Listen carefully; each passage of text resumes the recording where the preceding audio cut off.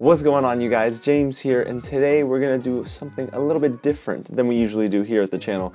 I talk about movies a ton. Each and every day, you know I'm dropping a new video and review. But today I wanna let you guys into my life a little bit, right? See, I love TV, don't get me wrong, and I do like reality TV, and well, there's a show that I kind of enjoy breaking down and talking about, and that's The Bachelor, The Bachelorette, Bachelor in Paradise. See, I'm a member, I'm a lifetime resident of Bachelor Nation, so if you don't like The Bachelor and you don't like me breaking down things about The Bachelor, especially this season with Peter Weber, trust me, there's content for you on the channel. In the description below, you'll find the link to my reactions to the 2020 Oscars. This year's ceremonies were surprising, to say the least, but they're great. And you'll also find some reviews this week on the channel from Downhill, the photograph I'm seeing Downhill tonight, I'm seeing the photograph tomorrow, and The Call of the Wild is something I'm screening this week, but I can't drop the review until next week, so I'm going to be bringing you guys some headlines and maybe some reactions to trailers if they drop this week as well. If you like the sound of that and you love what you see, go ahead and hit the big red button below, subscribe to the channel, and don't forget to go ahead and hit the big notification bell. It's actually kind of a tiny bell, just to stay up to date with everything we're doing here at the channel. And if you're a fan of The Bachelor like I am, go ahead and like this video, share it with your friends, and in the comments below, let me know who was the most surprising woman to be sent home this week. Well, let's dive in and recap episode 7, the latest on Peter Weber's journey. It's a little crazy. No, it's more than that. It's pretty nuts. So we're getting into the nitty-gritty now. There are 6 women left. There were 4 at the end of the episode, but when we began last night's episode, it was Kelly, Madison, Hannah Ann, Kelsey, Victoria F, and Natasha. I'm not gonna lie, none of these women outside of one are frontrunners in my mind, so it almost feels like everything else is just white noise. But it was nice to start the episode off with Barbara and this really crazy full name that she has. It's weird and also very cute. I can't pronounce it, and I don't even remember it, so I'm not even gonna try. So the first one-on-one was with Madison. Peter and her have this really unique chemistry, and I actually think she's the frontrunner. No matter what happens, it's gonna be her and Peter. I think at the end, I'm predicting her to take it all, but we'll see, because there are some things I think that she's holding back from talking about with him that will get revealed in the hometown episode next week. And yes, she gets a rose. I mean, of course. What did you expect? She's gonna get a rose. Peter and her have had chemistry since day one, so I'm interested to see where this goes and pops off from, because she brought up the question of faith and how strong is your faith, essentially. And Peter said, well, not very much. He kind of skirted around the discussion just a little bit. What did he say here? He said that he struggles with his faith. Now, it's not the worst thing in the world, because he's admitting it, and I'm sure it's something that he can work on with Madison if they do end up together at the end. But I'm a little surprised at his response, because I didn't know that about him. I thought we knew a lot more than we found out this season when he was with Hannah B, so I figured he was really full of faith. But then the windmill happened, and then yeah, Madison gets the rose, and before that, Peter tells her that, and he drops a bomb, y'all. He says that he's falling in love with Madison. Is it a little early? Probably not, but I think that there are unresolved things, as we clearly just talked about, that maybe they need to work on. And they need to work on it fast, because you gotta figure it out. We don't have many weeks left. The next one-on-one is with Natasha, and of course the episode was setting it up this way. She has not had a connection with Peter. I think since day one they've been friendly, but I don't think they've necessarily stepped out of the friend zone.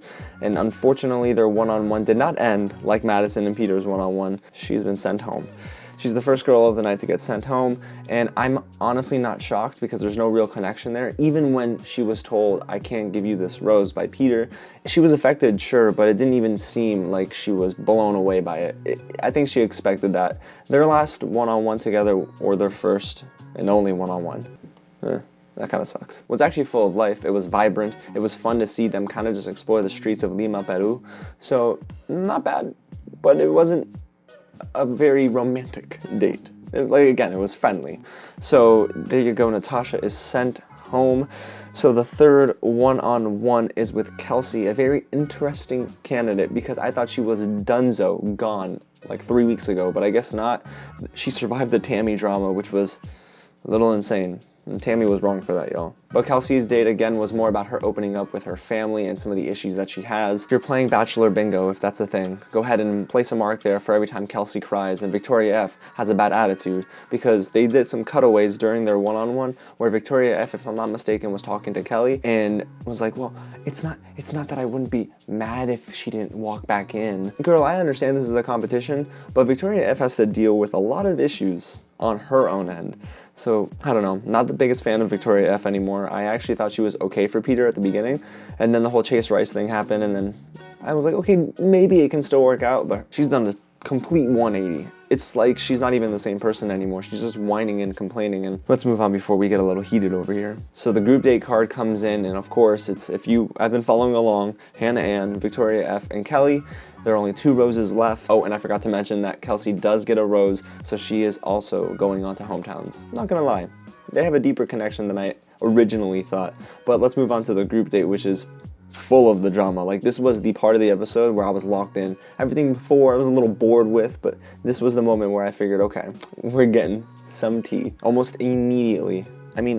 Immediately, you guys. Victoria F goes into her meltdown, and she just starts to get in her own head and attacks Peter in a way. She said she wasn't, but I think she was. And it's just so annoying. Like, I'm at this point with this contestant, with Victoria F, where I'm like, girl, if you could just go home right now, we'd be so much better off. But yeah, I think it's just laughable. You know, her entire demeanor is very negative and it's down. I guess, what did I write? I wrote here, haha. Victoria F is totally laughable when she's faced with tougher questions, and it's true. Peter is trying to get to the core of her as a human being. I mean, this is literally the point of the show. Before you pop the question, are you going to be someone I could see myself with for the rest of my life? And I don't think she's it. But the thing is, she gets a rose. It was this whole dramatic lead up. So there's 1 more rose left, and we're deciding, or at least Peter's deciding, between Kelly and Hannah Ann. I'm gonna be honest, I think the right choice was made. There was no dinner after the group date, and I think Kelly being sent home is the right choice. Peter and her have a friendship, and that was said in the episode, but it's almost like Kelly doesn't care. She's carefree to a fault. She's not genuine. She's trying to be a villain, but then she's also trying to be like we met in an airport, so we'll be fine. So Kelly gets sent home, Hannah Ann gets the rose, and honestly, if you looked at the tape, you would think that Hannah Ann was the one being sent home. She was bawling her eyes out on the bench. Girl, why are you so sad? You just got a rose. Just be happy, even a little bit. Okay, so to catch you up to speed, 4 girls going to hometowns with Peter: Madison, Hannah Ann, Victoria F, and Kelsey. So I think the front runner of the 4 is still Madison. I want to say in second would be Kelsey. Now, this is going to sound really weird, but Hannah Ann was the front runner for a little while. The Madison, of course, stepped in, and people still think that Hannah Ann is some sort of like saint that is going to win over Peter's heart these last, few weeks now. But no, I think it's Kelsey in second place, Hannah Ann, then Victoria F all the way at the bottom. The next person to go home, I believe, is Victoria F, and then it's going to come down to those 3 women. I don't really see anyone other than Madison really being that clear-cut choice. So if you're a betting man or woman, you're probably going to want to put your money on Madison. I mean, everyone else is just so...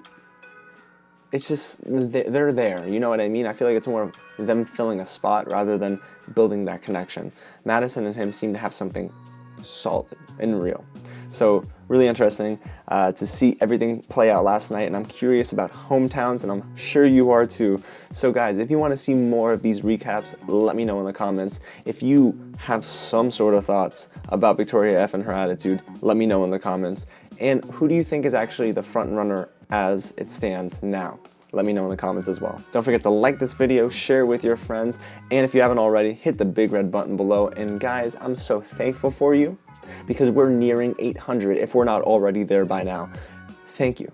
A huge thank you to every one of you guys. I love you so much. Don't forget to tap on the notification bell just to stay up to date with anything new just like this that drops on the channel. Again, my reactions to the 2020 Oscars are live on the channel. You're getting reviews for Downhill and The Photograph this week. Next week is The Call of the Wild, and I'm sure there's going to be something to talk about at the end of the week. So just stay tuned for these sort of surprises, guys. Again, thank you so much for watching, and I'll catch you at the next screening.